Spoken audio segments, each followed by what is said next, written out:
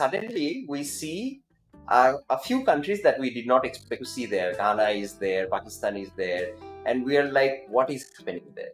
And there must be a rule that allows every country can send participants. Why isn't Bangladesh sending a participant? So we basically read the UCI rules, reached out to the federation and asked them, why aren't you sending somebody? By then we had already won a gold medal in the national champs, a bronze medal in the national champs, and we were in the consideration. While I'm saying that, let me make it perfectly clear that I do not consider still to be an athlete, because the numbers that we have and the strength that we have, it is not competing in any shape or form with the rest of the world out there. Cycling is absolutely at its most nascent stage right here.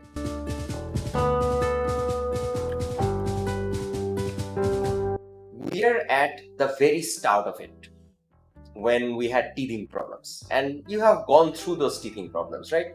So those are the parts that we are going through right now. So we saw them, we reached out to the federation, and we asked them, okay, fine, if you guys are not sending anybody, can we participate by ourselves? Can we pay for ourselves and go and meet these people, and at least, for the love of God, put our name out there that we exist?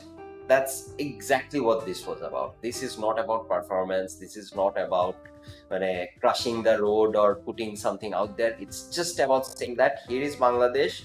We want to cycle. We want to improve our cycling. Here we are.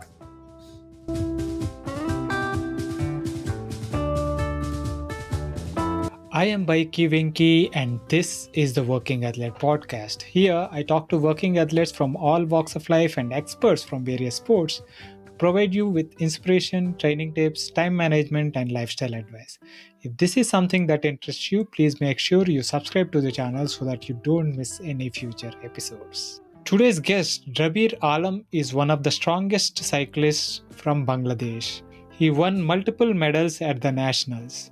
More than 10 years ago, when he started cycling to take care of his health and losing weight, he would not even have dreamt of how far he would come. This year, as part of what he calls as the Flag Project, he ensured that his country was represented at the World Championships of Cycling. The age of 38 years, he represented Bangladesh in individual time trial at the World Championships.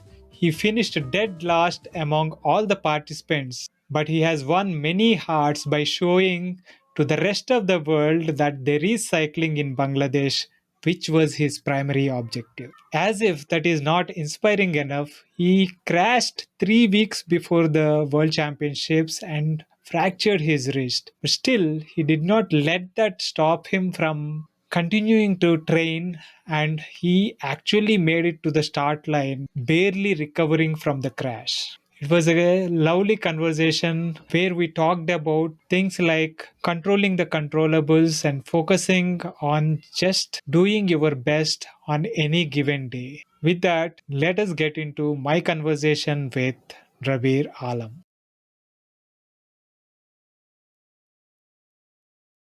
Welcome to the Working Athlete Podcast, Drabir. It's a pleasure having you on the show. Same here. So, Drabir, you were on the podcast earlier. It was episode number 65. And in that, when I asked, about your work, you said, you are into business and marketing and all that. And one thing that I remember is that not s- I don't identify myself with the athlete part so much.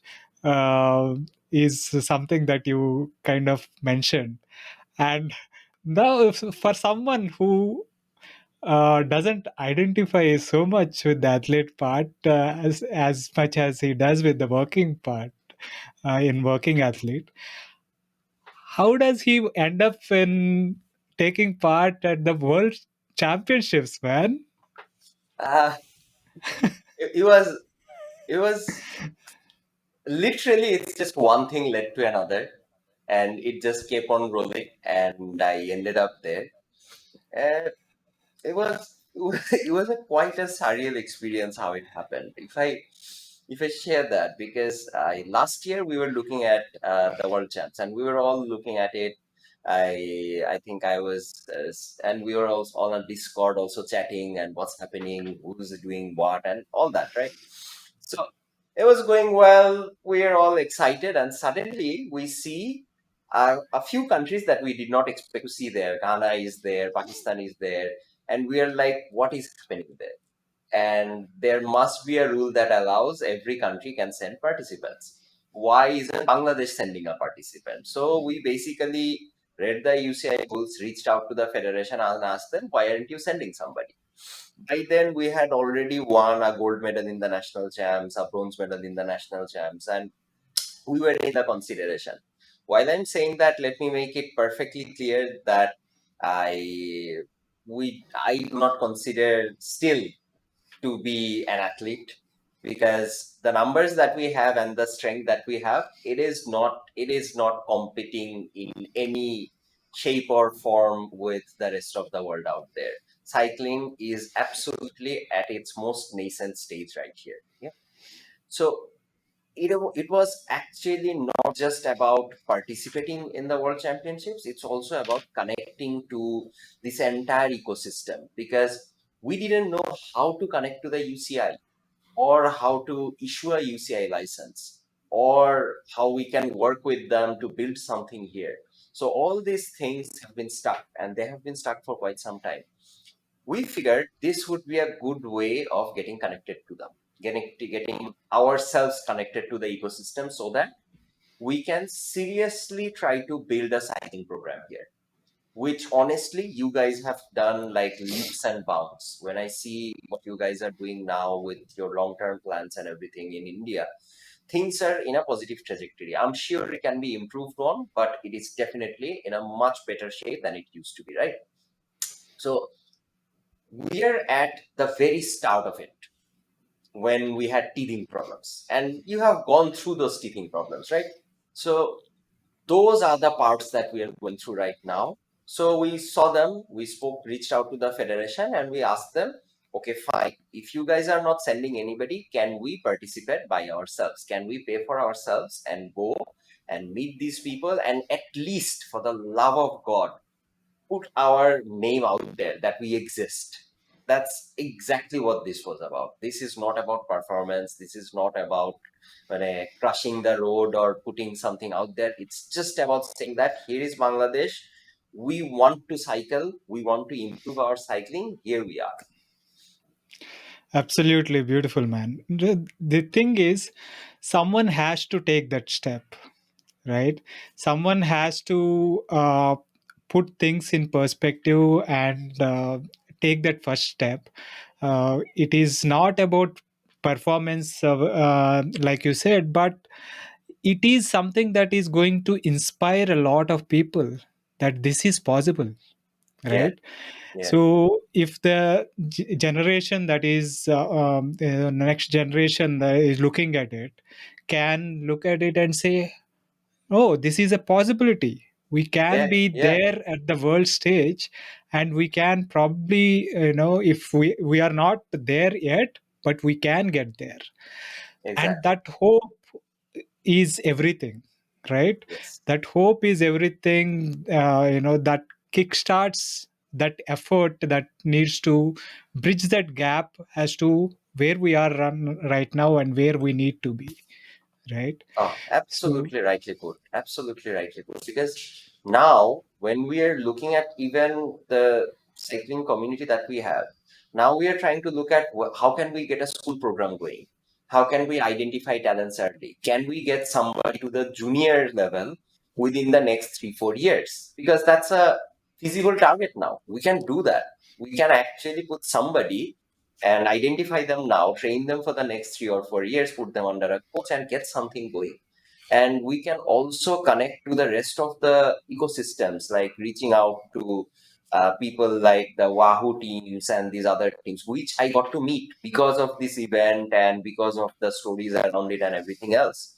So that opens the door and makes it a possibility, something that we have never really thought about.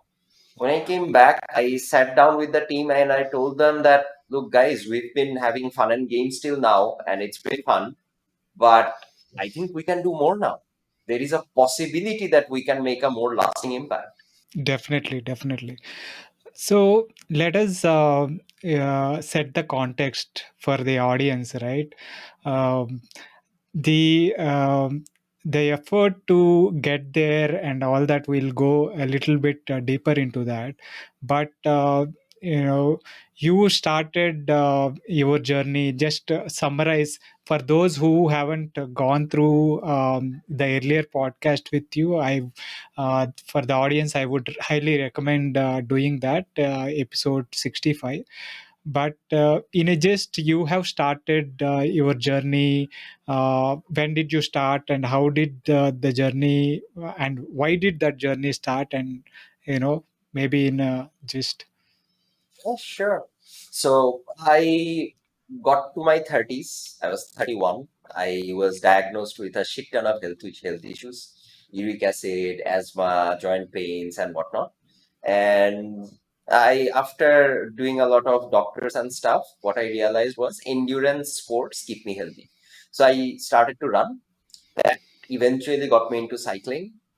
Around 4 years after that, I went to a race in Thailand, which showed me that 70-year-olds can really leave 30-year-olds, 33-year-olds on the road, on climbs, and be fitter than them, because I was the one, the 33-year-old, who was getting left behind by the 70-year-olds.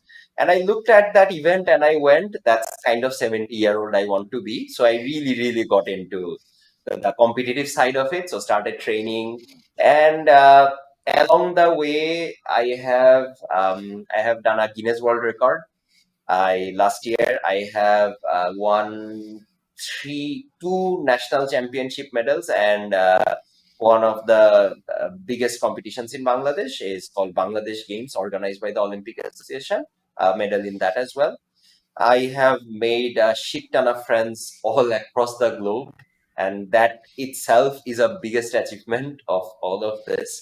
And everything that has happened since then has led to this point where I ended up representing Bangladesh in the UCI Cycling World Championships in the elite men's time trial. Oh, that is quite an inspiring journey, right?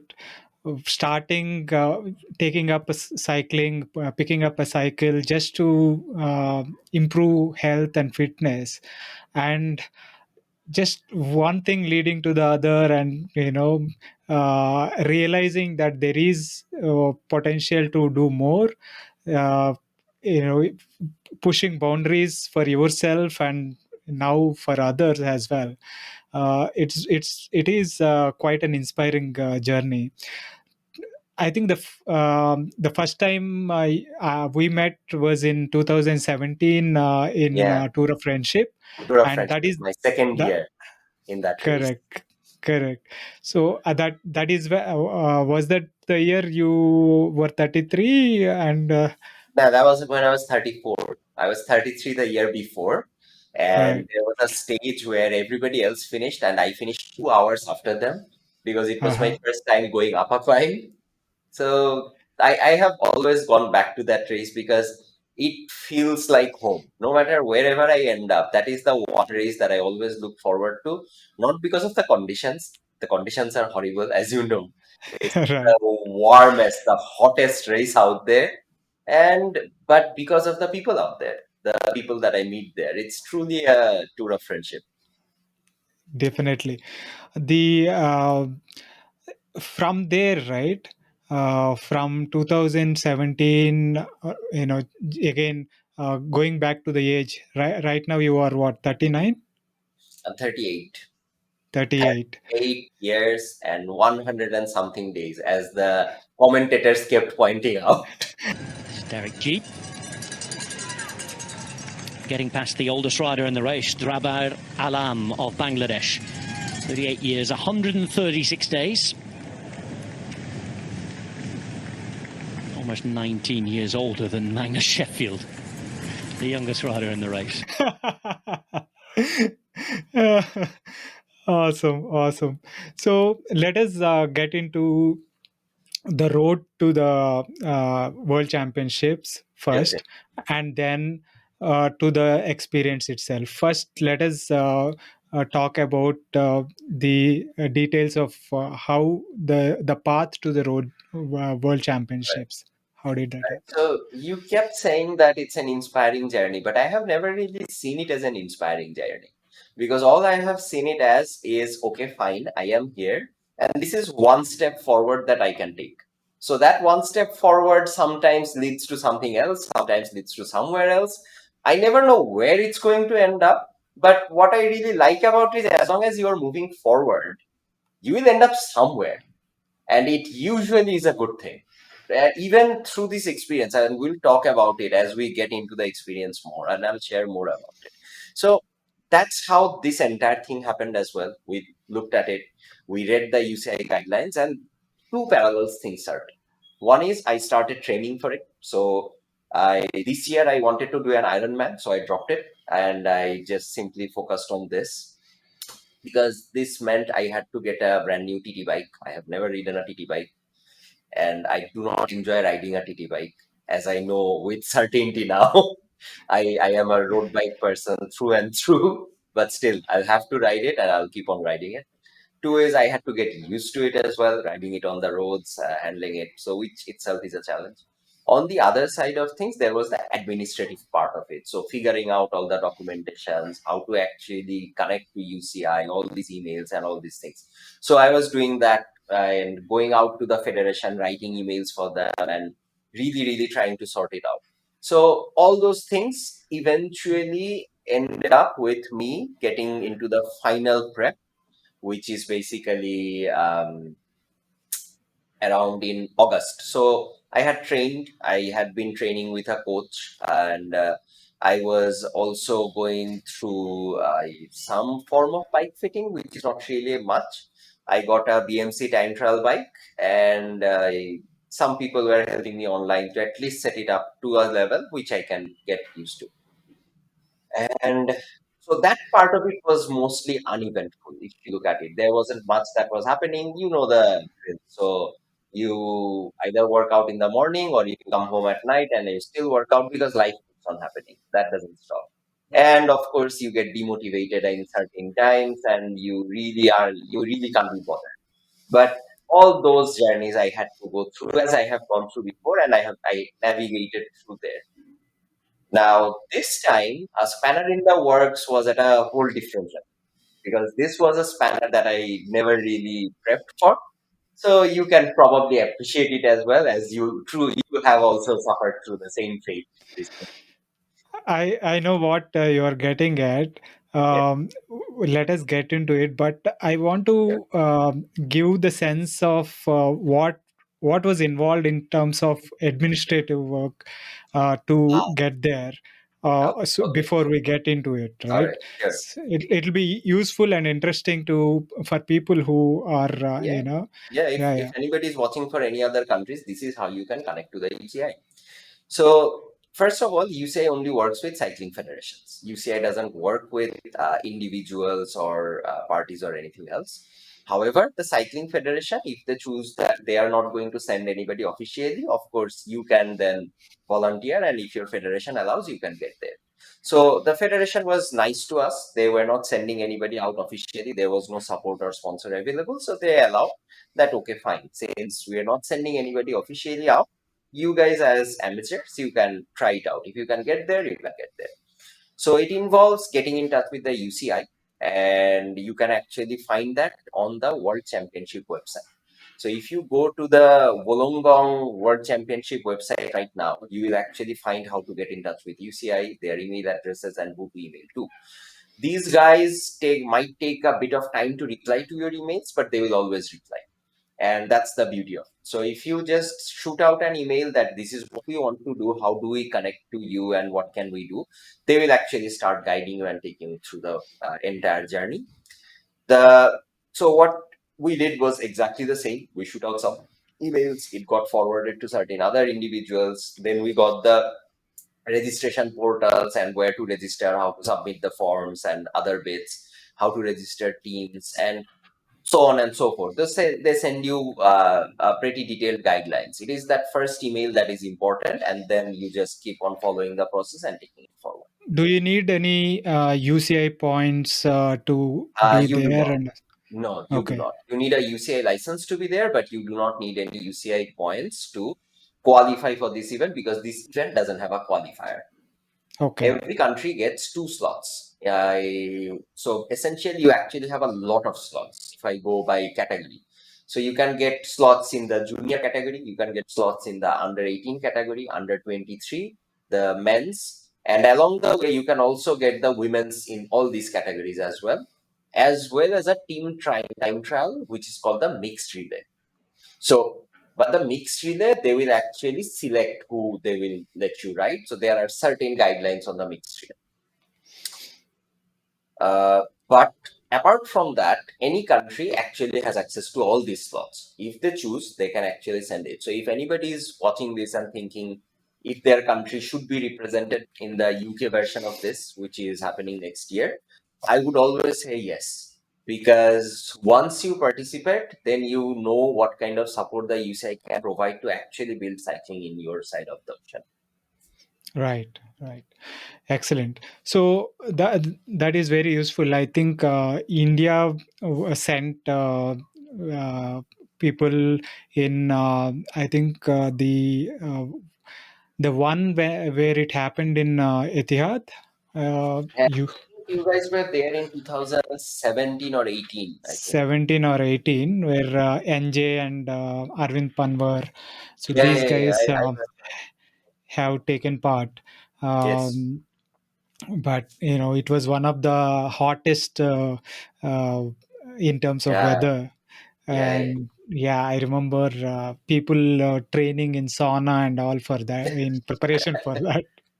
My Right? God. It is Yeah. insane how these guys are prepped. We'll talk about uh, that as well. yeah, yeah. So now coming to your prep to get there, right? Okay. How did your preparation go, and what are some of the things that uh, you know helped you get there, and kind of uh, played some drama along the way to kind, Alright. almost not. I understand you almost did not make it to the start line, right? Yeah, almost. Those are the kind of dramas that keep on happening. But Right. it will happen. It always happens as it does. So the training part is just like any other event. You just need to make sure that you are at the best possible version of yourself. Lose some weight, really get into the time traveling mode. So these are the things that we had to do. So the route is always announced beforehand. So you can always download the route file. And in RGT, there is a function called Magic Roads. So you can basically create a virtual world out of that route, and then you can ride it. So once you start riding it, then you know what kind of time trial you are actually going to do. This one was actually more of your kind of time trial, where it is a bit rolling. It's not a flat course. So you basically get on the power, get off the power, get on the power, off the power, and with a small bump in between. So that's what I had to prep for. So it was not a 1 hour all out time trial. It's more of a 1 hour interval training where you keep on doing as much power as you can on the climbs, get on top of them, and then on the other side, you just save a bit of power, take the turns right, and so on. So that's what this was like. And that's the route that we knew that we had. So that's the kind of things that we started prepping for.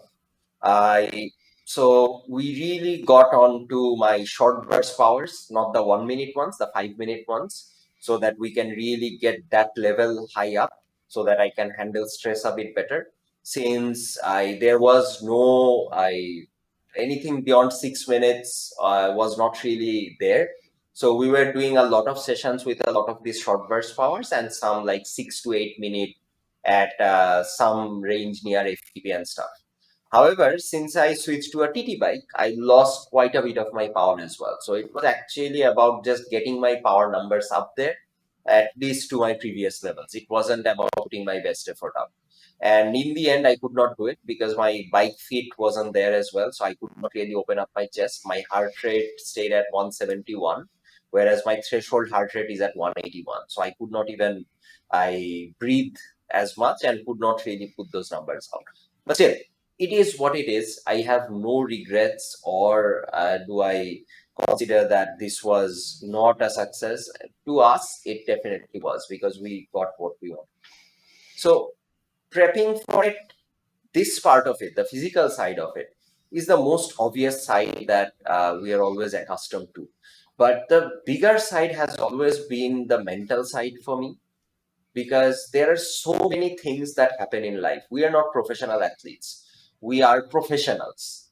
The athlete part is a bonus. That's something that we do on our leisure time.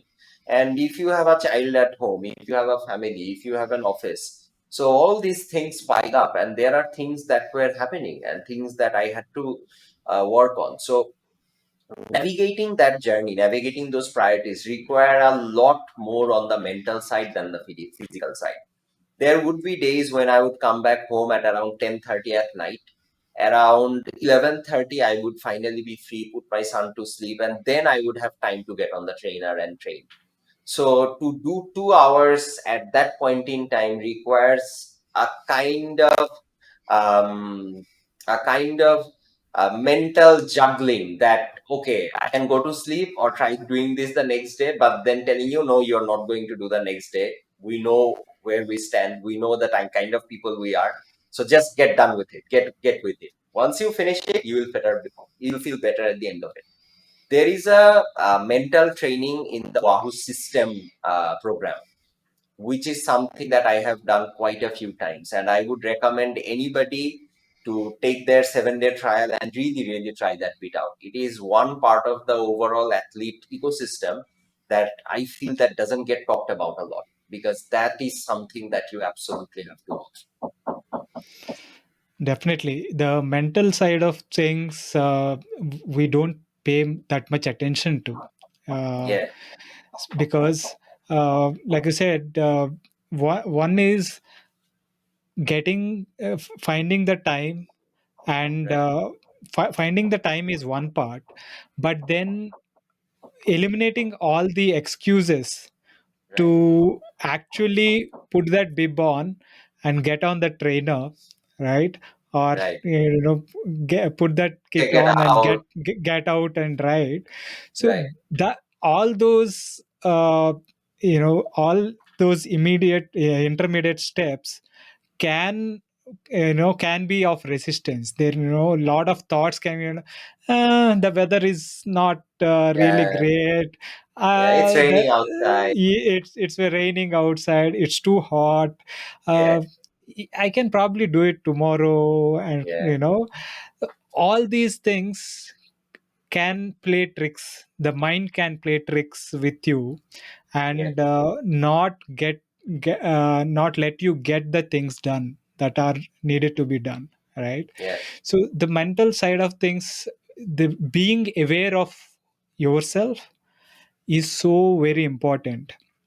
It Is it is. actually not just physically but also mentally being aware of yourself? Are you being honest with yourself?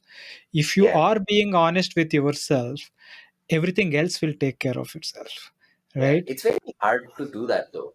The being honest Very, to, very, it's so very bloody tricky. hard. Yeah, Very, very tricky. So that, I mean, that is where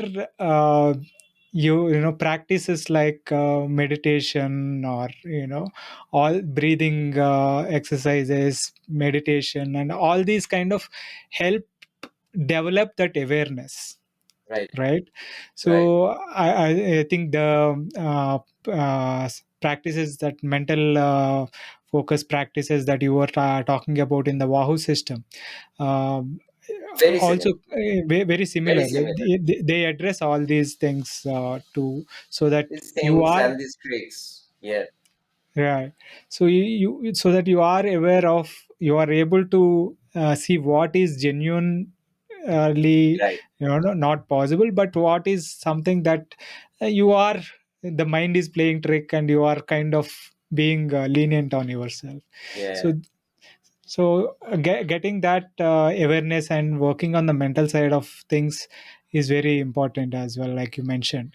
Now, coming to that the physical aspect, right? Right. You are able to work on the mental side of things, cut out the excuses, get things done. If it was 10:30 or 11:30 in the night, get it done.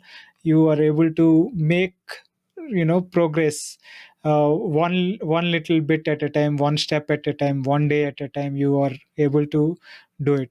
But as I understand, one day you messaged me, three 3 months back. For those who don't know the context, 3 months back I met with an accident where I broke my collarbone and had to undergo surgery.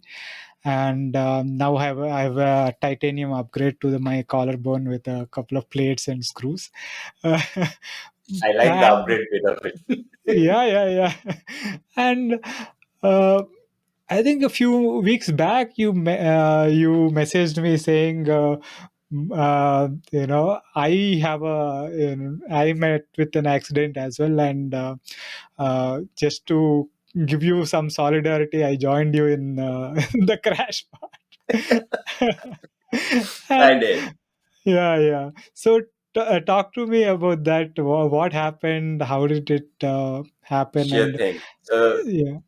yeah. So jumping in there. So I had been doing a lot of training for the TT bikes. So I had done a lot of gym sessions and core training sessions because my core was very weak. I could not really hold the TT position for more than like 5, 6 minutes. So after doing a lot of those core strength parts, I could finally hold them. And then I went to a hilly part of the country. It's called Khagrachuri because Dhaka as a city is not really that friendly and to practice on TT bikes, especially with the brakes not really on your hands all the time, because in here you have to have them. So when I went there, I practiced there for 5 days, but even then in the hills, traffic happens, and there was this one vehicle that suddenly decided, without looking behind, to take a U-turn in a very, very tiny little road. So I really did not have a place to go. I braked really hard, flipped the bike, and landed on this shoulder. But along the way, I also fractured this wrist as well. Hmm. So my collarbone is still shifted. It is something that needs to be fixed. I will actually go to a doctor soon.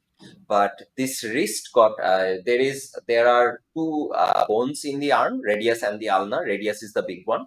So the head of that big one, the head of the radius, got a tiny little fracture in it, and I had my hand was put on a cast. And I remember going through that entire experience with that kind of that mental side of things.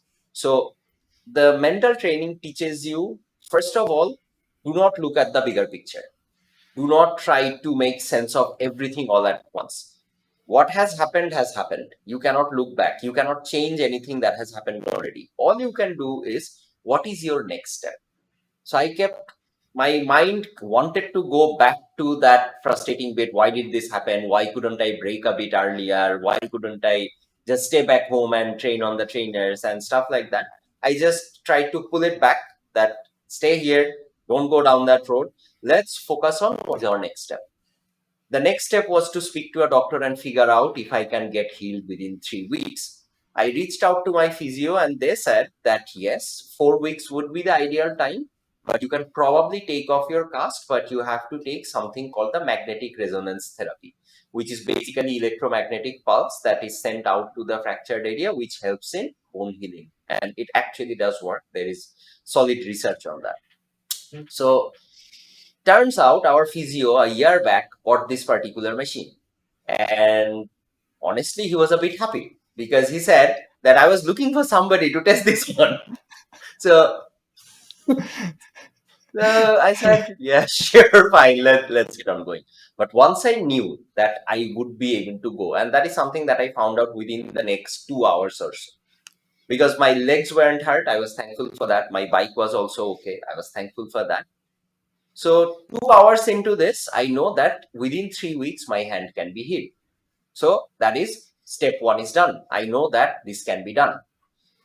The next step, the obvious next step is, can I also train? So I went back to the hotel. I had already trained for that day because I got into the crash at the end of the ride. So I got into the hotel and I was supposed to travel back to Dhaka the next day. But in the morning, I basically had carried my trainer with me there as well. So I put my bike on a trainer with help from somebody who went in to bring me back, and I got on the trainer. And I found out that the only position that I can train on, you have the photo, you can show it there, basically is to put my hand on the TT bars, because I cannot use any of the other parts of the bike. I can put my hand on the TT bar, be in the arrow position, and that is the only position I can work out on. And I went, okay, fine. That sounds also like something that I should get used to, because that's exactly the kind of practice that I need. So that also gives me that small boost. So every step is a tiny little step, but with those positive boosts, because every step is bringing small amounts of positivity, right? That I can train on the bike. I can actually go back to the event and everything can be on track. So with all those small positivities, I just kept on going. I just kept on one step to the next one, to the next one. Spoke to my coach, who honestly got the shock of his life because I did not tell him anything beforehand. So we had a call because there was no point. What would I tell him, right? So there was a call in 3 days. I just went with the call and showed him my hand in the plaster, and he's like, "What the?" But but that's how it went. So it was like every training session was a success. Every interval was a success, not just the sessions. Every interval that I finished, I felt like that was such a massive mountain that I moved. And I just focused on those positive spirits. There were intervals and there were sessions that I could not do right. But even within those intervals, I would find like 10-minute, 15-minute slots where I did do it right. And I was like, okay, that's a good sign. That's a good sign. We're doing something solid. And eventually, within the next month, I really managed to get out there. So on the 11th, I was supposed to travel. My flight was on the 11th. On 8th, I went to the rock to take the cast off. I took the cast off and realized that obviously my hand was useless because the muscles had atrophied. The fracture was healed, but the rest of the hand doesn't do much. And one important function of the hand on a bike is to hold on to the brakes. So that is something that I'm unable to do, because you remember the squeeze balls that they give you for therapy, right? I could not even squeeze them, let alone some bikes brakes. So I had 3 days and also a few other days. So I kept on using the squeeze ball wherever I was going. So every meeting, everywhere, I had the ball in my hand, and people would be like, "Is that for stress?" I'm saying, "No, it is for very practical reasons. You'll see soon enough." And then on 11th, I traveled.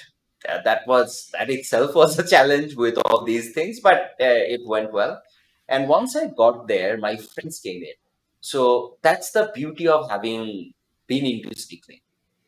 Uh, there is somebody in Australia who hosted me. So he came to the airport, Kazi Bhai, and we met through cycling, and he actually lives in Australia, but I stayed at his house for the entire period, and he's the one that took me to I, the world championship venue, and we did recce's together and we rode together, because he's the one that actually took me out on the road as well. I wasn't comfortable going out alone, so there was a secured bike park in the area so I could practice there, and all those things came into play. There was somebody named Darren Tucker, and he was member of a club called Randwick Botany Cycling Club.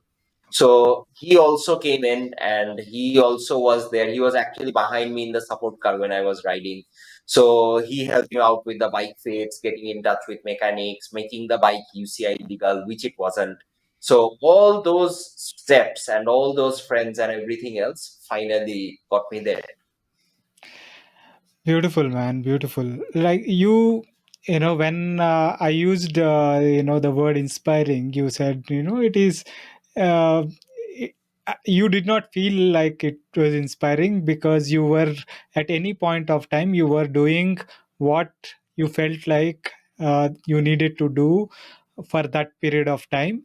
And there, once you got there, you found something, that moved you one step further, and Right. then one step further, and here we are. At the end of the day, that is all we can do, right? Yeah. That is Absolutely. all we can do, all of us. When we picked up a bike, we did not know that, uh, I'm definitely sure that you did not think about being in the world God championships. no. God I no. and I definitely did not think that I will be, here doing this, and Yeah. talking about cycling or coaching people, or Yeah. uh, uh, doing all these things, right? But when we started cycling, it was something, to take care of health, get our fitness back, and but one we did what we could during that Yeah. time, and we Yeah. found something else that interested us, like That weekend needed rides, doing. that needed doing weekend rides, that Yeah. that went beyond the commute, and one led to the other, and Yeah. we kept progressing. At the Correct. end of the day, that is all we can do.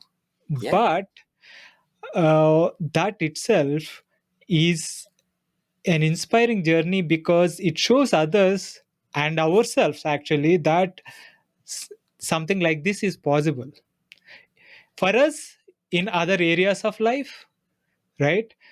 Because we know that when we started, we were nothing, and when we start anything, it would be like that. Yeah. That and things can get better with time. It does. And it doesn't have to end up in some massive thing as well. It's just that, and this is the part that I have realized as I get older, because this is one very crucial bit of it, that there are two things in this world. There are things that you can control, there are things that you cannot control.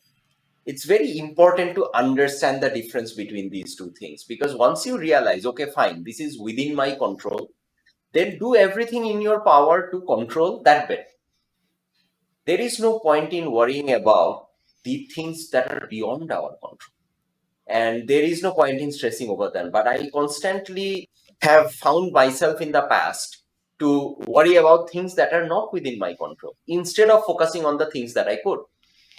Now, as Absolutely. I grow old, I guess that's where age happens and you realize, okay, fine. That's the bit that I'm going to focus myself on, because that makes way more sense. Yeah. No, two beautiful things that you just mentioned, right? Whatever we are doing, it need not result in something massive, Yeah, right? It is just that, we have to enjoy that, whatever we are doing, and we keep doing if we continue to enjoy that. yeah, If the things get better, all the better, but it need not be like something very massive. We are just, stay in the moment, enjoy the moment, and do your best in that moment, and keep doing that, and things will roll the way they need to be.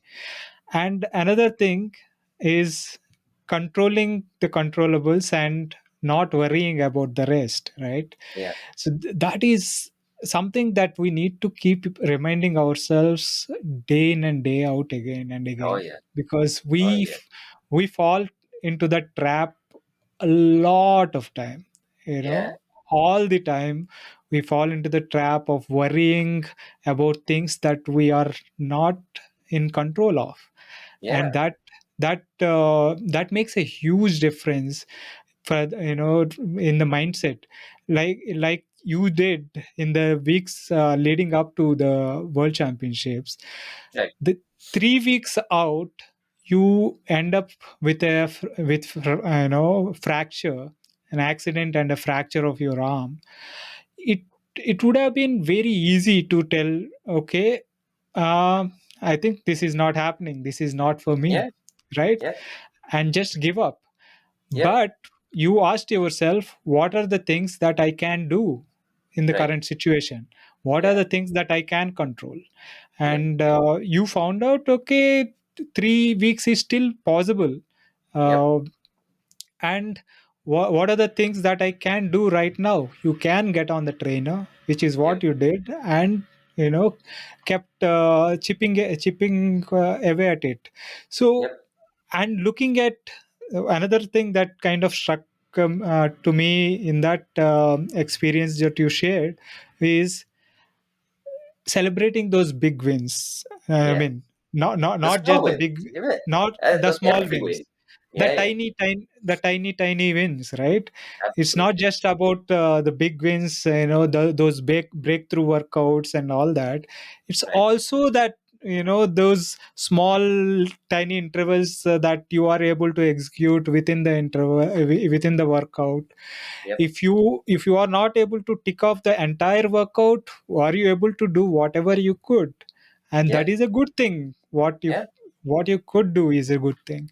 And so these are some of the things that I am taking away from this conversation, like you know t- thinking about things that you can control, and not worrying about other things, and looking at staying in the moment and doing what you can in the moment, and keep doing it over and over.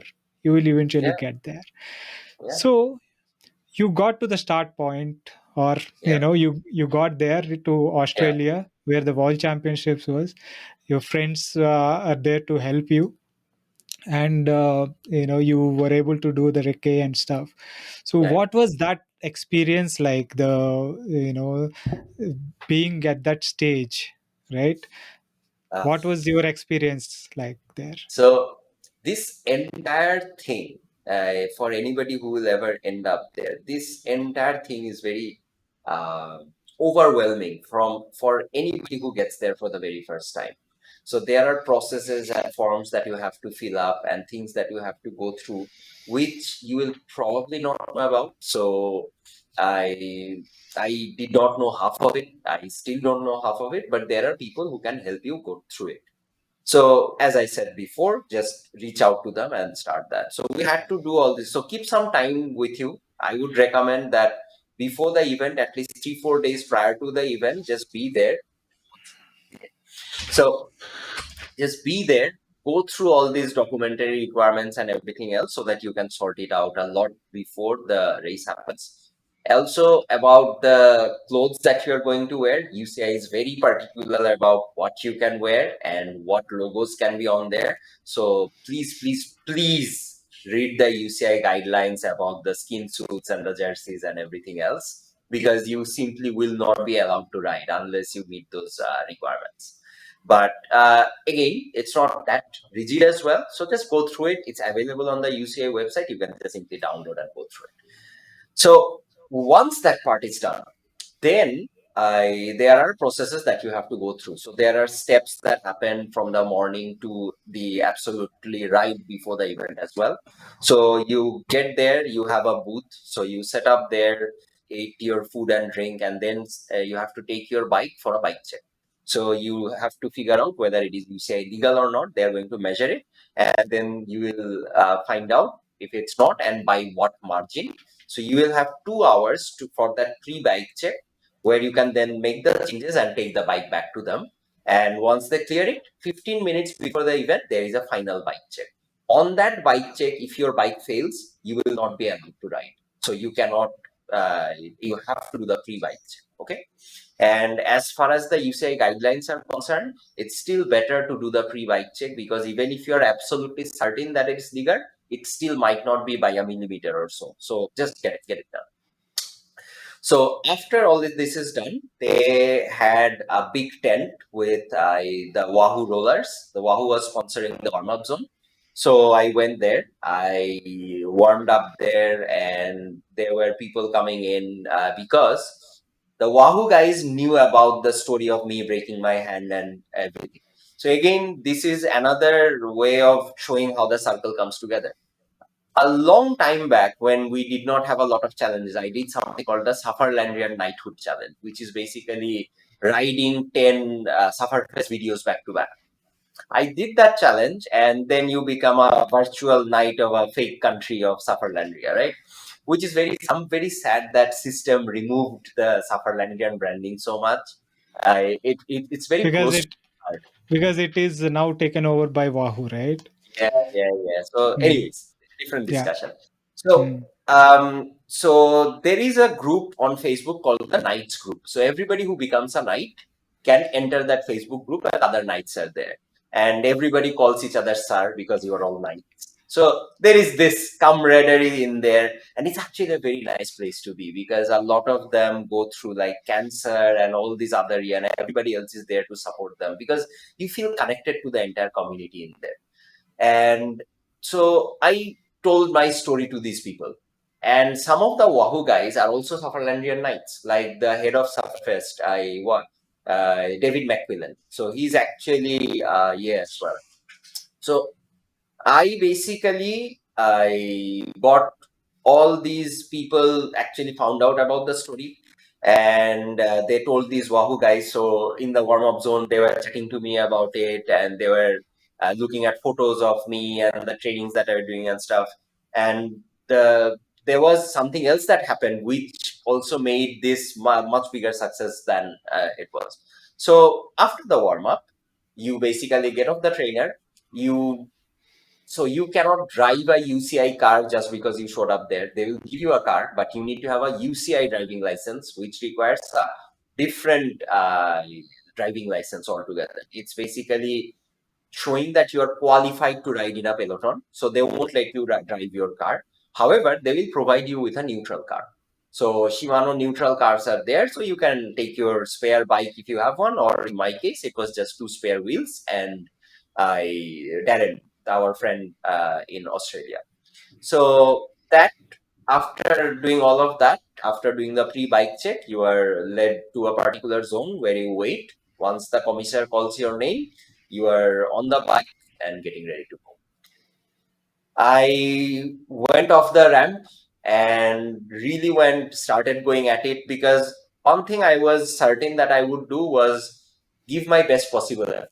At the finish line, I should not have anything left. If I can do that, I'm happy with myself. And the thing about the cycling community is they really get behind these people as well. If I was like a lazy ass and just swimming up the hills, really taking it easy, people would be pissed. But everybody on the road was cheering me on, and I was just absolutely the slowest guy on the track. It did not matter because they know that this guy is suffering, and that's all he can do, and that's the best that you can do. You can just suffer as best as the rest of them. You may not be the fastest, but you can still be as good at suffering as the other guys are, and that's more than enough in my book, at least. So I kept suffering going up the hills, and something amazing happened there as well. So I got off the first turn, and I hear somebody shouting my name with Bangladesh. I'm like, I must be hearing things. They're probably saying something else entirely because who would shout my name here?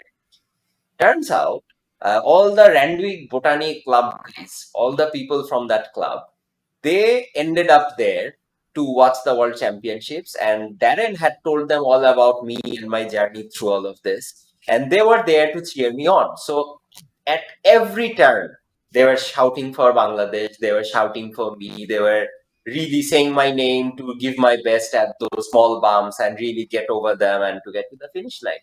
So it's just crazy how fast time goes once you're in there. So you are really doing your best. You are giving it everything and trying to go as fast as possible. And just like that, it's suddenly over. The other thing that I noticed was just how much more talented the real athletes, because I may not be able to generate power. That is okay. There is a genetic component to it. But it's not just that, it's how they handle their bikes. I saw these guys taking the sharpest corners without leaving their handlebars, and they were perfectly comfortable just pedaling through those corners, whereas I had to brake because they're so in tune with their bikes and their bike handling. It's amazing. So it's not just about power numbers and FTP tests. It's a hell of a lot more than that. So anybody who's training for these things, anybody who's practicing these things, those are also the things that you need, and those are things that you can control. You may not Yeah, be genetically gifted, but the other bits you can do. So go at it, do yeah. something about Work on the bike handling skills, taking those corners at speed and it. everything Yeah, else, right? Those are yeah, something that you can definitely work on. But amazing, dude. The couple of things that I noticed you talking about is, that thing about suffering, right? right. That is the currency that that matters. Yeah, that yep. that is the that is the That's our only currency. current that is the only currency that we can pay in, you know Yeah, that is the currency that everyone in that cycling world will understand and yeah, recognize and yeah, respect, yeah. because that is what matters. If you are giving your best, uh, if that best is not good enough when compared to others, that is, that That is doesn't still fine. matter. Yeah, that is It still fine, doesn't as matter. long as you are giving your best, Exactly. suffering, right? Yeah. So, and you were the second guy to start in the ramp, or No, I think I was the 11th guy to, no, I think the 30th. I was in the third wave. So there, okay. these riders in wave, the first wave, the second wave, the third wave had all our small guys essentially, who did not have a Oh, lot of support and other stuff. okay. So because I correct. So now, talking of these pro athletes and all these guys, right? Mm. So what were the some of the things that you noticed? You mentioned their bike handling skills and all that. So what are some other things that you noticed and kind of took away from that experience? Uh, so they have basically figured it out to a T. So they know exactly what is happening, how it's going to be, how it is going to happen, when it is going to happen. So how they have to pack and all these. Apart from the star riders, for instance, the Slovenia team had Pogacar. I only saw Pogacar riding their car. I did not see the other riders there because I think they were just riding back to their hotels in most cases. I saw a lot of riders come in with a bag, then leave with that bag as well. So it's not as glorious as it is made to sound. You still do your own work, and team has to do their own work as well. The second part is how they warm up, how they prep, how they're already ready for it. Most of the guys knew the track by heart by the time that they were on there. They did not need to understand it anymore because they had been training on this, they have been watching videos on this for a very long time. So any kind of preparation really is taken to a whole different level with these guys. And of course, the stability that these guys have on the bike, how comfortable and stable their positions are. Most of them have equipment that are like taped together because they're so custom that they are not really made in that manner. So 3D printed stuff and all those things as well. So all that from the outside looks like the main thing.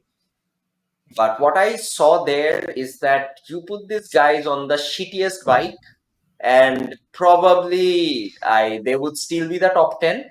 If all of them were on the shittiest bikes, they would just be off by like a few seconds or so, not by much. Hmm. Because what they can do comes from within. Their bike handling skills, you can't take it away. Hmm. Their ability to tolerate pain, you can't take that away. I saw Remco when he was doing the final lap in the road race because I was there on the road race day as well to watch. And he was as red as his specialized helmet. I could not see any color difference between the two. So he went deep, like really, really deep for that attack. And you can't take that away from him, no matter what you do. There is no way you can take that ability to go deep within himself and bring that kind of performance out. And Yeah. that is what is required.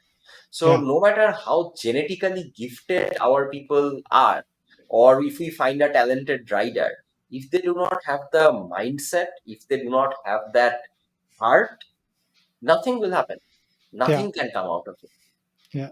The work ethic that they Yeah. have is something that you can immediately notice. Also, like you mentioned, you can put them on the very basic bikes.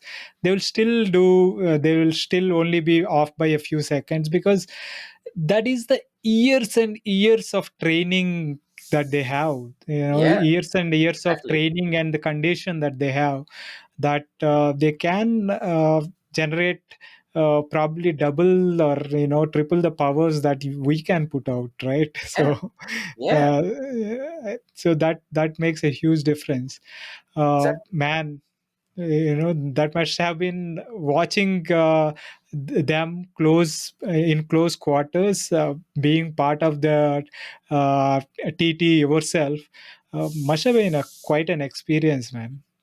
It was, but it is also something very, um, say, warming as well, because you realize that the rest of the guys who are there, they're as much a cycling fan as you are. I saw the Norway team. So Tobias Foss was winning. The Norway team had no clue that this was going to happen. So I was just behind them when the final rider crossed the finish line, and they were watching on screen with us, and they were as dumbfounded as the rest of them. They had no idea what to do. They were celebrating, but the celebration was very half-hearted because they were as surprised as everybody else was. Then they was like, "What did just happen? How did we win?" And that's the humble side of it as well, because everybody that goes in, they go in with the intention to do their best. I Yeah. saw Pogachar at the end of the race. He wasn't there to win it, for Mm. sure, because he was never a big TT guy. He was there as a warm up to the road race. But I saw him at the parking lot, and he was very down, as in he was absolutely wrapped up, not talking to anybody. I did not bother him, did not talk to him or anything else. But it felt like that he did not put out what he had wanted to put out. The kind of things that he wanted to do, he could not do it today. Even if he did it, he would not win. It would make no difference to him. But he was more bothered by what he could do himself. So for Tobias Foss, it was all about what he could do. And that Mm. got him to the first spot. He wasn't there to win it. He said afterwards that he was hoping for a top 10, a top 5 would be brilliant. But becoming the world champ, that is something else entirely. Yeah, I remember seeing him, and he was as surprised and as delighted as anyone else, right? He So was, he was.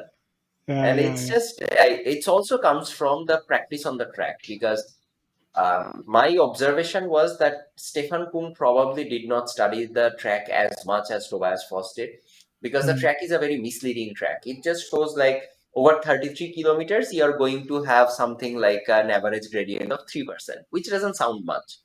But the Dumfries Avenue bit, it has up to 16%. So if you overcook yourself there, which you really can do, if you don't shift on time, you will definitely overcook yourself going on top of it. By the time you get to the other side, you're going to start losing a bit. So Mm. probably that was something that made that, like those 2 second differences, because this is won by the thinnest margins, right? 2 seconds sounds like a lot. It's not. In cycling, 2 second is like 0.000 something percentage of the total time, right? Right. Yeah, yeah. So the 2 seconds for that distance is like a lot closer Yeah, than they would have anticipated. But it was painfully close, and we could see that because it's quite a technical course, like you said. yeah. It that bike handling skills and everything kind of comes to the fore, not just Oh pure yeah. numbers, Oh yeah. not Absolutely. just pure numbers, because so many corners, so many downhills and stuff like that, that Yeah, they need to handle absolutely perfectly. absolutely. Amazing, amazing. So excellent, man. So y- this is quite an experience, right? So how, what next? Okay, so this was done, and I had a very similar conversation at the finishing tent, where I was just hiding behind the boards and just leaving, because I did not think that any media would want to talk to me. But cycling tips ended up talking to me because of, again, somebody in that group actually forwarded them the story and they wanted to cover that. And so Hmm. cycling tips and did that long interview again.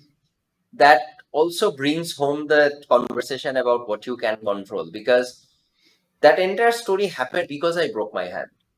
If I did not break my hand, this is not a human piece. This is a just some guy coming out and representing his country, but that's it. But because I broke my hand, that story suddenly became something else. And that's the power of that positive thing, right? You do what you can. You never know where it's going to end up. You don't have any control over where it's going to go. But at least if you keep on moving forward, you will end up somewhere. It will always be better than wherever you were, right? So next is actually something a bit smaller in terms of all of this. So next is I want to do that Ironman. I always wanted to do that. So next year, that is something that I'll do. But even before that, I'm actually taking my son and we are going out to Malaysia to something called Powerman. So there is a kid section there called Power Kids. So he has been training to participate in Power Kids. So I'll be taking him there Nice. and I will be supporting him all through. And on the day afterwards, I will also get on the Powerman course and really, really crawl through the first 5 kilometer of running, because I'll be running to my bike. Then really give my everything on the bike section, and then again walking through the last 5 kilometers as well. So Power that's Powerman. Powerman is a Yeah, duathlon, right? yeah, it's a duathlon. It's 5 kilometers of run followed by 30 kilometers of cycling followed by 5 kilometers of running.